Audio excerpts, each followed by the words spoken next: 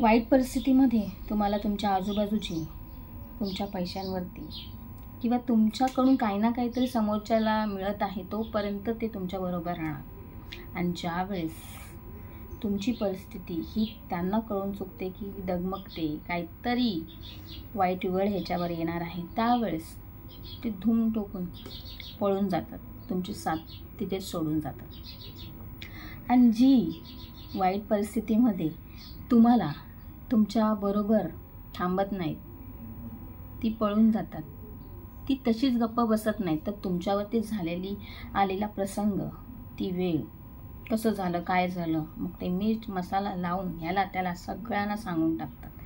ज्याला कुणाला माहिती नसेल ते सर्व खबरी त्या पोचवत असतात. आणि ते एकाच्या कानाहून सगळ्यांना कळून चुकतं की काय झालं आहे, कसं झालं आहे ते. मग ते आपलीच असतात जी आपण त्यांना डोक्यावर घेऊन फिरत असतो की हा माझा आहे, हा माझा आहे, हा माझा आहे. पण हा माझा नसतोच. तो तेव्हा असतो की ज्या वेळेस आपल्याला वाईट परिस्थितीमध्ये आपल्याला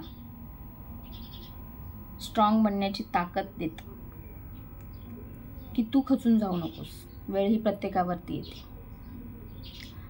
तू ठामपणे उभं राहिलं पाहिजे. परिस्थितीचा विचार काय, आज आहे उद्या बदलेले, आणि सर्व करणारं सर्व धरणारे आपणच आहोत ना. मग तू खचून जाता कामा नये, मी आहे ना तुझ्याबरोबर. हा आपुलकीचा शब्द किंवा ही वाक्य जर आपल्या कानावरती पडली, मायेची थाप मिळाली, तर बघाच ती वेळ ही शर्मेनं निघून जाईल आणि तिलाही कळेल की आपलं हिथं निभाव लागणार नाही आहे. कारण की या व्यक्तीच्या पाठीशी खूप अशी स्ट्रॉंग माणसं आहेत की त्याला ती एकटी पडून देणार नाही. बरोबर आहे ना?